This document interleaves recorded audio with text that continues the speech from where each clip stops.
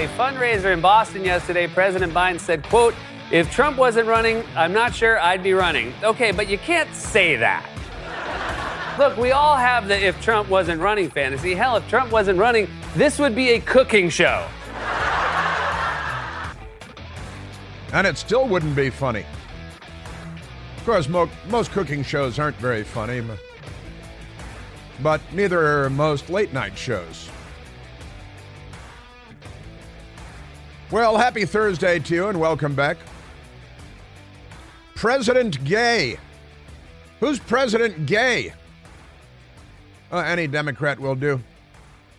The president of Harvard University. Perhaps you've heard of it.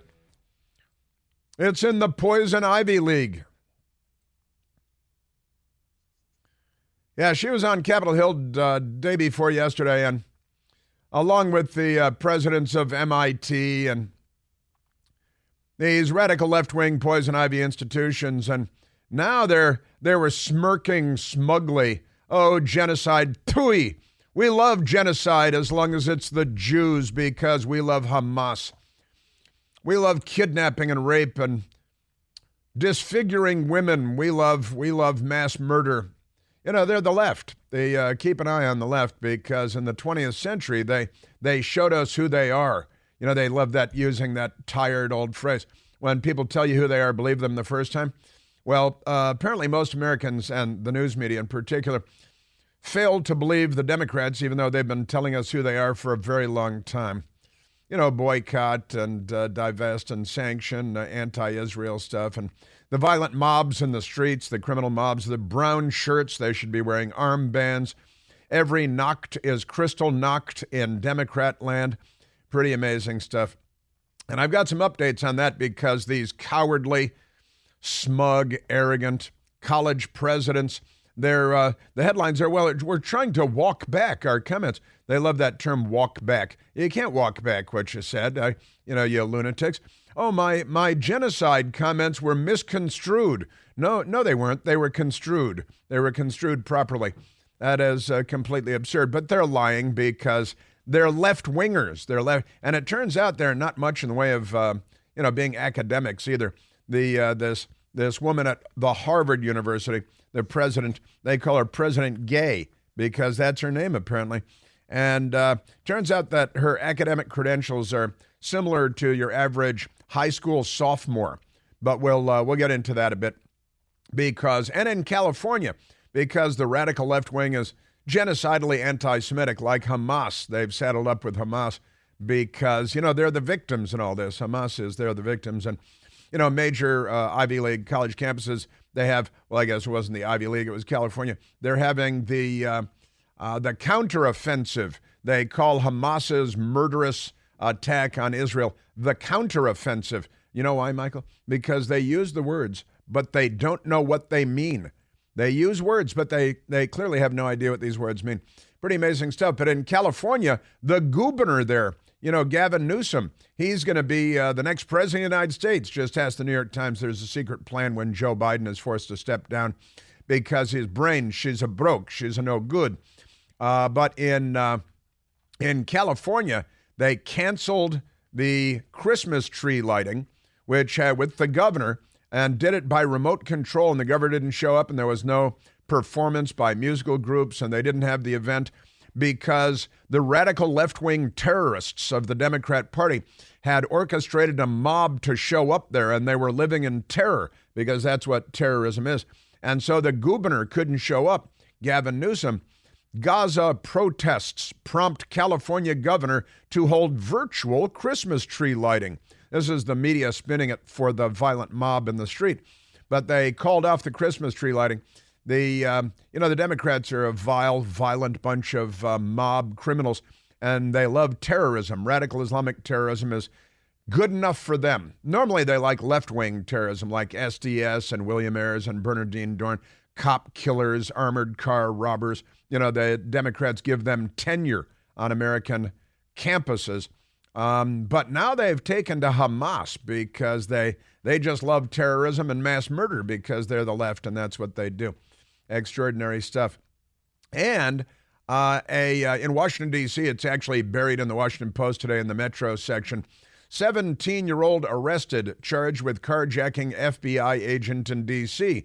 I talked about this yesterday when the news first broke, but I have more information for you.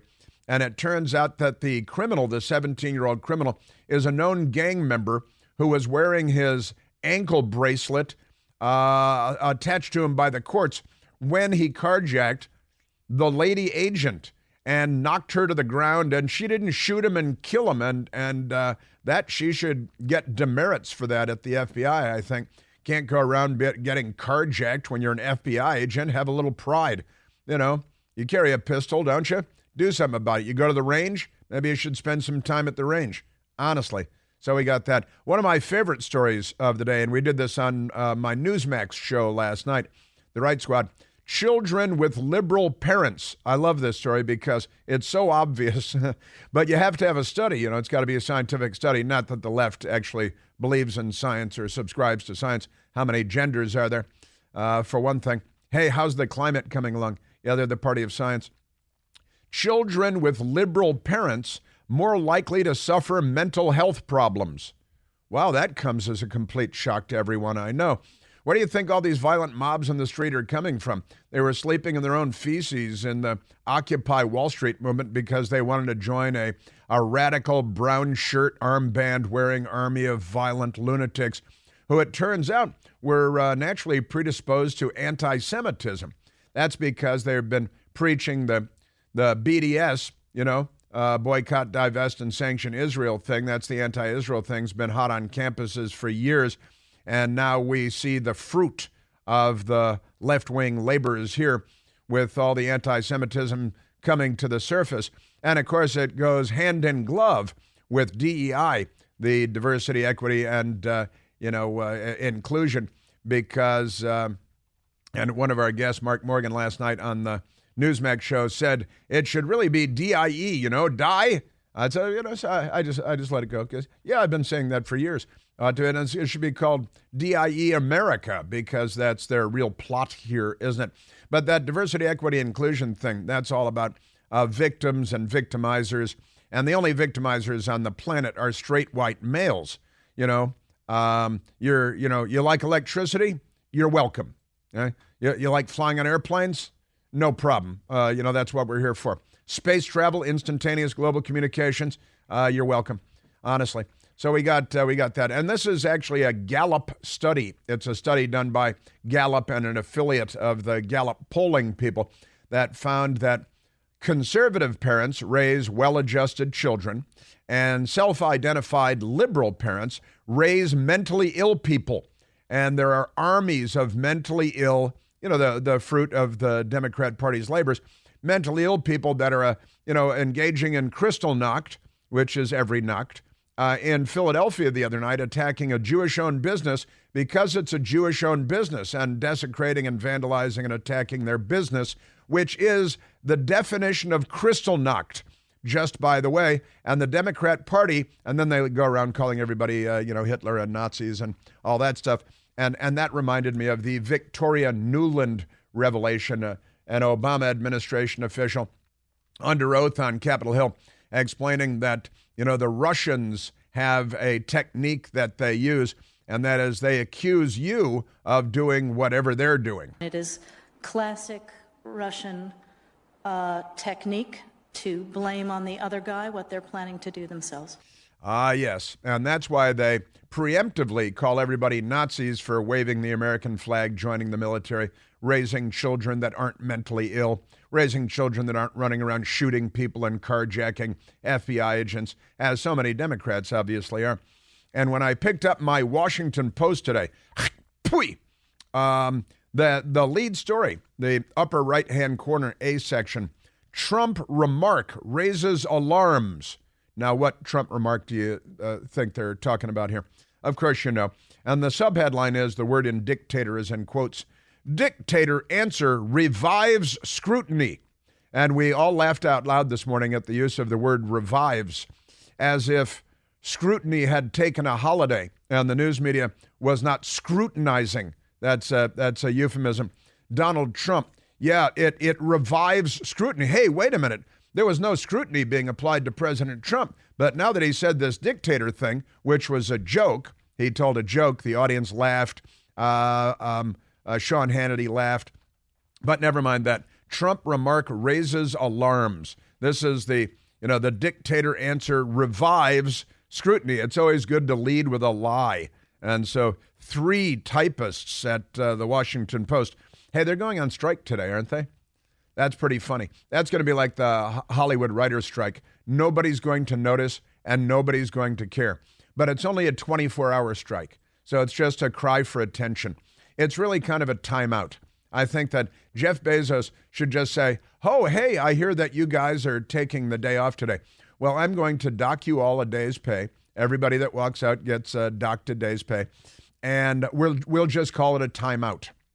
You guys go over and sit down on the bottom step of the staircase and have to be quiet for 24 hours and not destroy civilization. Amazing stuff. And the Washington Post continues, rhetoric defies allies' attempts to minimize it. What? Rhetoric defies allies' attempts to minimize it because he made a joke. And this is a classic example. There are good people on both sides talking about Charlottesville. They just edit it down until they misrepresent it completely, right? And that's a classic media Trump moment because there's Russian collusion and all that stuff too.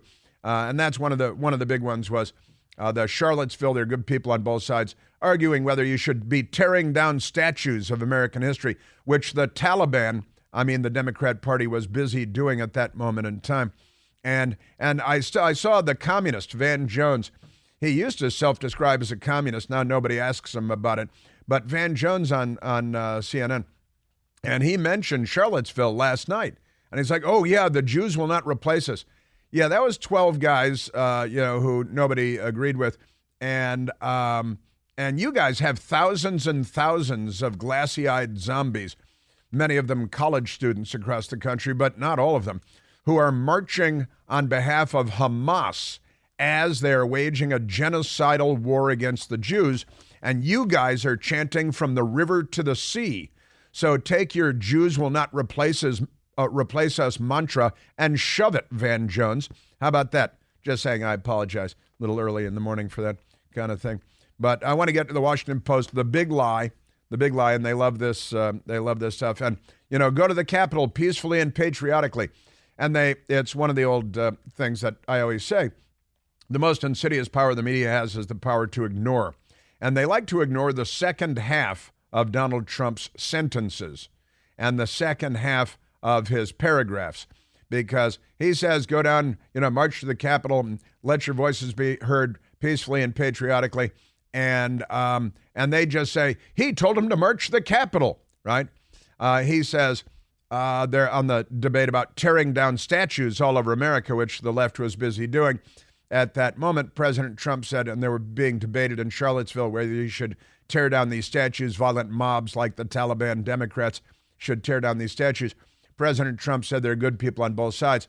That's true, historical preservation and, versus Taliban-like behavior from the Democrats. There was a debate going on. And then he said, I'm not talking about the neo-Nazis and the white supremacists who absolutely need to be condemned. And the news media just edited that out, right? Oh, there are good people on both sides because they are lion sacks of Jawea. That's Van Jones, lion sack of Jawea. The rest of them, the plural, lion sacks of Jawea. That's the plural of Sacagawea in this context. So we'll get to that. Amazing stuff. Also, there is a very, very wealthy Democrat member of the House. He's worth hundreds of millions of dollars. You know why? He inherited the money, naturally. Levi Strauss fortune. And he's being sued because he hasn't paid his rent. He's got an apartment in New York, but he hasn't paid his rent. Michael, did you see this story? It's $180,000 in rent. Yeah, he's renting a pretty nice place. It's kind of nice. It's a $14 million apartment. It's $45,000 a month. But even though he inherited the Levi Strauss fortune, he doesn't pay his rent because he's a Democrat. Honestly. And the Greta Van Thunberg crowd, they've got some advice. They've got a big story. It's responsible yachting. Environmentally, I'm not making this up, environmentally responsible yachting. How to yacht responsibly. Not that they're, effete elitists or anything like that. That's great. And we are at 888-630-9625.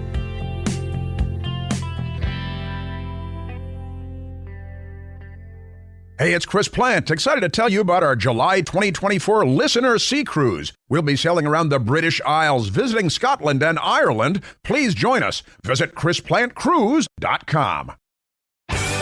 Well, again, I'm going to update you on the Poison Ivy college presidents and their genocidal anti-Semitism. And one of the hacks, the UPenn or the MIT, posted a video of herself saying, oh, well, I didn't mean that genocide is real good all the time. You can say whatever you want about committing genocide against the Jews, but if you actually commit the genocide, that would violate the rules.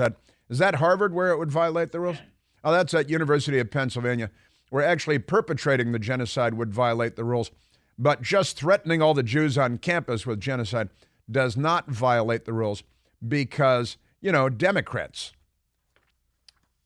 That's the explanation, and it's all the explanation you're going to get. So it is. Let's take a phone call. And Democrats raising the mentally ill. I've known this for quite some time. Gallup could have just called me, and I could have explained it to them. Let's go to Sid, calling from Los Angeles, California. Sid, you're on the Chris Plant Show. Good morning, Chris. Hey, Sid. The reason I'm calling is about Donald Trump should be aware of his sense of humor and maybe taken literally. If you remember when he was campaigning for president the first time, he made a joke that maybe Russia could find Hillary's lost emails. And the press used that against him, and that he was calling for Russian support in his campaign. That's right. When he thought it was I laughed. Yeah, that's right. Everybody laughed except the news media, and it's proof of Russian collusion. And it was an effort also, Sid, to draw attention to the fact that Hillary had hired professional firms to destroy 33,000 emails with BleachBit, emails that had been subpoenaed by the Congress. But the news media didn't care about that, did they? No, they didn't. All they cared about was defeating Trump. Because there's no humor on the other side. Well, that's right. And it's, the old, they take him serious. They take him literally, but not seriously. That was one of their things. And, the most insidious power the media has is the power to ignore. And they ignore half of President Trump's sentences on a regular basis. And the lead story in the Washington Post does that today. All the TV media doing that today and yesterday. And that's, the most corrupt institution in America is the media.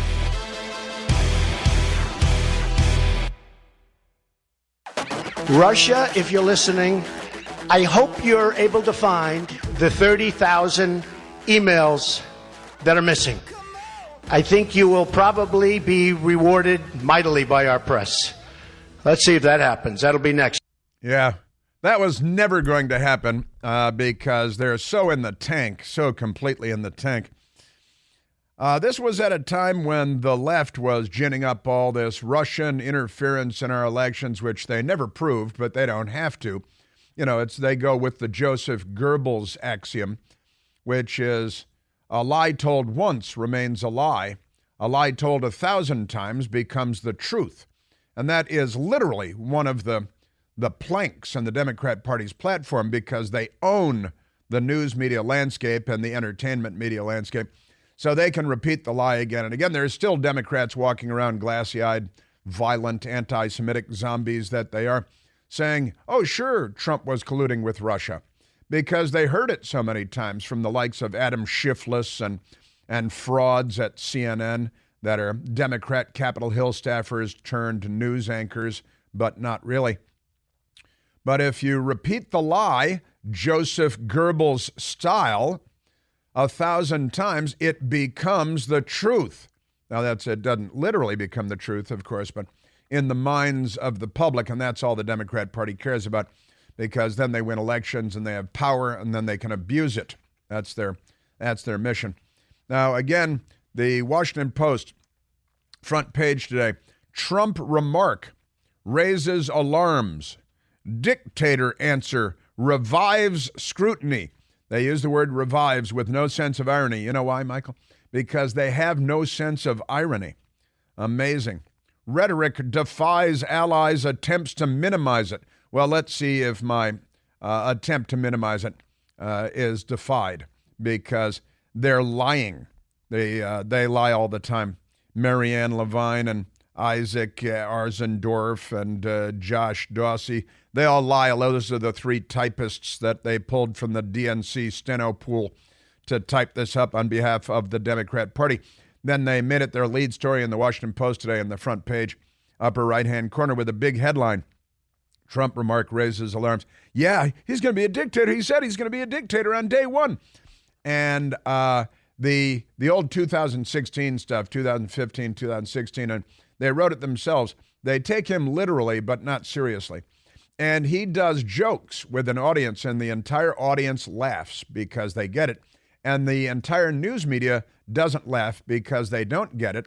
Either that or they're such pathological liars and they're so comfortable just lying on behalf of the Democrat Party that even though they recognize it was just a joke, they're not going to treat it as a joke because they don't like the joke. And really it's because they're bootlicks for the Democrat Party.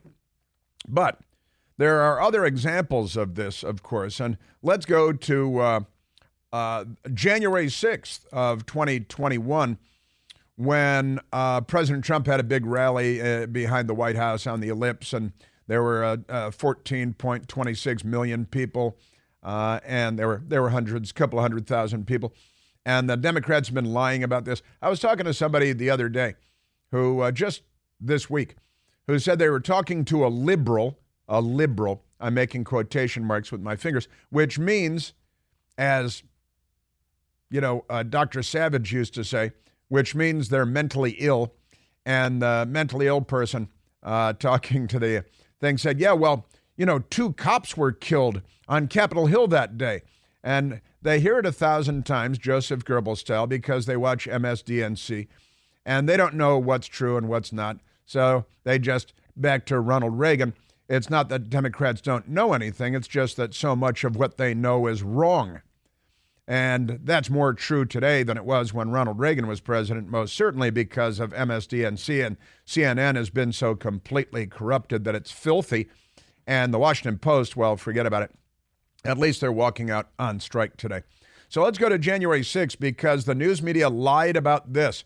They lied about it 1,000 times. See Goebbels. Because Trump, just Google it and you'll see. Trump said that you need to go down to the Capitol and attack the Capitol. In fact, there are headlines yesterday, literally in the Washington Post yesterday, and I love this stuff. Trump sent, the word sent is in quotation marks and only the word sent. Trump sent supporters on violent path to obstruct election, comma, prosecutors say. They're radical extremist Democrat prosecutors who are on a jihad like Hamas, but for the left. Here in the United States of America, we call them the Democrat Party, but they're really the left. And the Washington Post yesterday, this was their front page story. Special counsel Jack Smith alleges Trump sent. And whenever you see a headline or any story that has only one word in quotation marks, that means there is not an actual quote that supports anything. So they use one word, usually the most incendiary word, because they're leftists and they kill, steal, lie, loot, carjack, burn, shoot people, you know, the usual stuff. In D.C. court filing, Donald Trump is accused of a history of election lies and, quote, public endorsement and encouragement of violence. Now, here, and this is yesterday in the Washington Post, on the front page by Spencer Sue and Devlin Bartlett, and they're both bootlicks for the Democrat Party. Here's what President Trump actually said. I know that everyone here will soon be marching over to the Capitol building. We knew that. To peacefully and patriotically make your voices heard. Peacefully and patriotically make your voices heard. That's the part they erase in their Soviet/George Orwell fashion. And then they say 1,000 times that he sent, including yesterday on the front page. And they've got this radical left-wing Jack Smith, Democrat Party activist, pseudo special counsel. You know, we have so many special counsels these days. They're not very special, are they? You know, one of the things about being special is that there aren't a million of you. And now we have so many special counsels. They're just not as special as they used to be. So peacefully and patriotically, but 100% of the time, the Washington Post leaves that out. 100% of the time, ABC News, with George Stephanopoulos of the Clinton White House and Democrat Capitol Hill staffer, they leave that out. He's at the helm at ABC of all their $17 million a year on-air people. And they leave that out because the most insidious power the media has is the power to ignore. And then, of course, there was Charlottesville, where one person was tragically killed by a mentally ill teenager who crashed his car into a crowd. He had been medicated because of his many mental health issues. You think he's probably raised by Democrats based on the Gallup study that I'm going to share with you today. But Trump on Charlottesville, he said, you know, there are good people on both sides.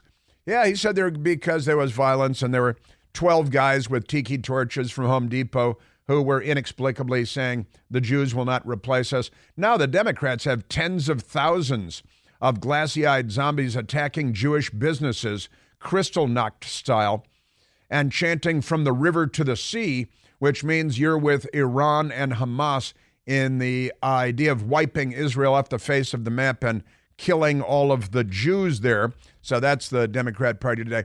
And still Van Jones last night was saying, oh, the Jews will not replace us. Yeah, what have they burned down? What businesses have they attacked? This is your Democrat Party in the form of the news media. But the Democrats have taken this 2017, good people on both sides, very fine people on both sides. And the news media continues to attack him about it. Trump defends 2017 very fine people comments. This is ABC News. And calls Robert E. Lee, quote, a great general. Well, Robert E. Lee was a great general. He was on the wrong side. He was on the Democrat side. That's the Democrat Party, Jefferson Davis, Republican Party, Abraham Lincoln in the Civil War. But they're still attacking him for this. And now, what did Donald Trump actually say on that day? You had people, and I'm not talking about the neo-Nazis and the white nationalists, because they should be condemned totally. But you had many people in that group other than neo-Nazis and white nationalists, okay? And the press has treated them absolutely unfairly. And the press has treated now. You have that's the context. Not talking about Nazis and white supremacists, but our edit there apparently had left out an important piece of that soundbite. The very fine people on both sides, and then he said, not talking about the Nazis and white supremacists who need to be condemned absolutely. But the news media universally leaves that out, right? Because that's context that would change your understanding of the soundbite. Do you have the longer version of it? Said we pulled the shorter version of the soundbite that time. You had some very bad people in that group, but you also had people that were very fine people on both sides. You had people in that group, excuse me, I saw the same pictures as you did.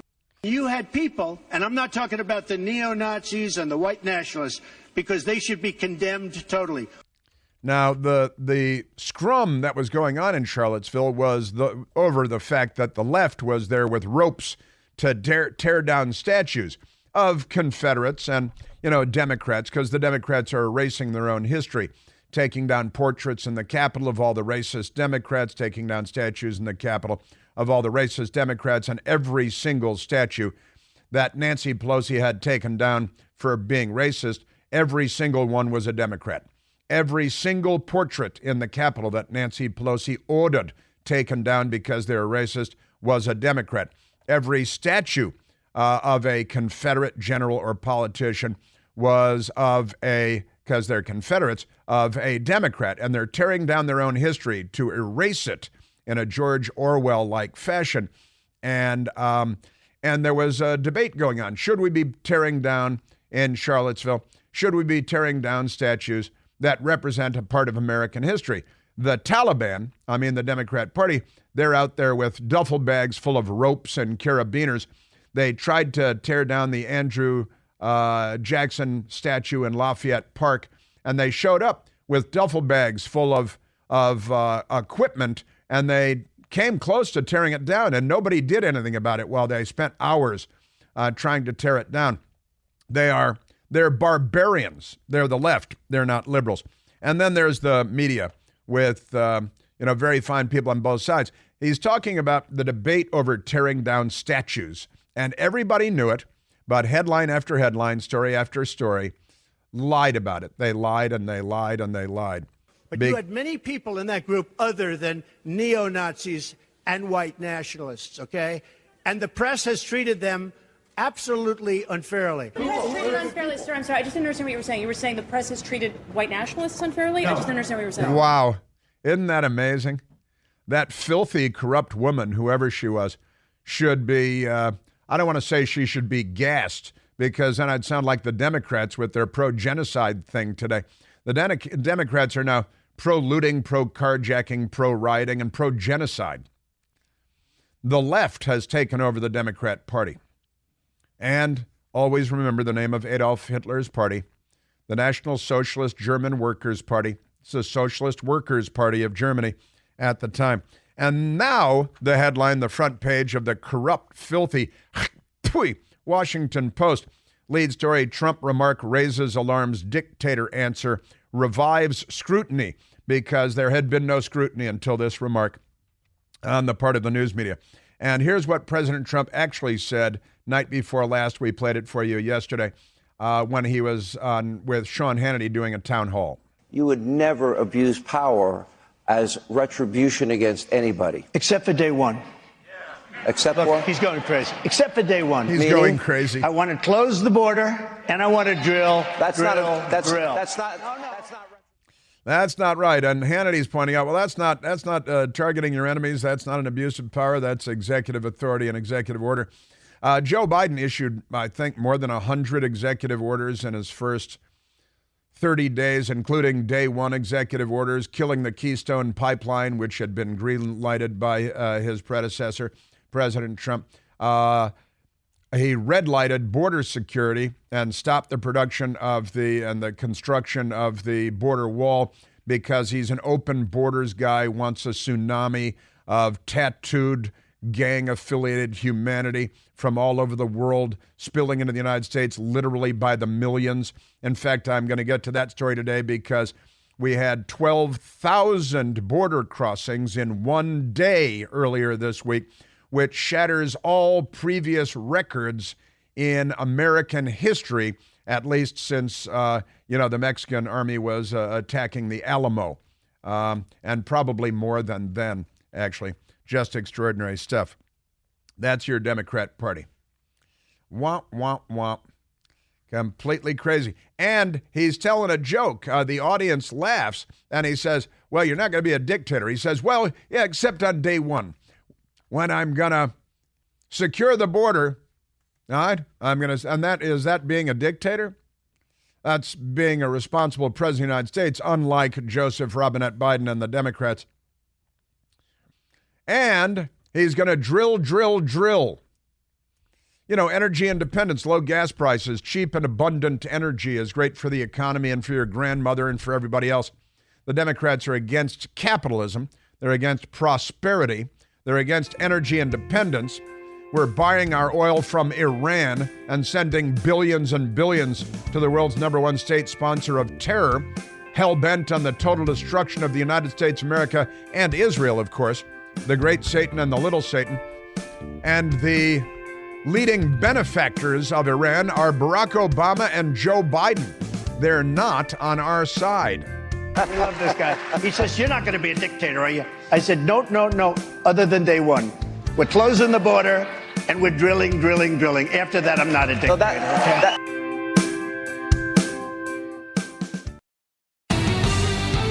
Well, that's our news media. They're giving Pravda and Izvestia a run for their money. They are state-run media.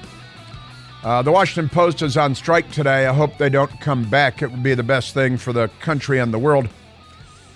And let's take it's about Trump derangement syndrome and Trump hatred. And that's what Joe Biden and the Democrats are running on, by the way, for the presidency of the United States.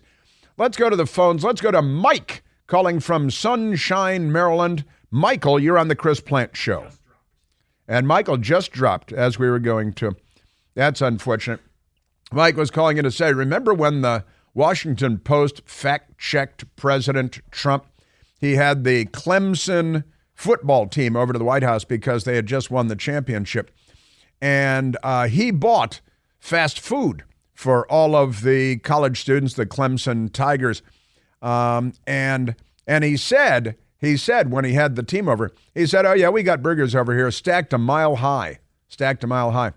And the Washington Post, Philip Bump, a disgraced former journalist who has been humiliated recently with his fraud.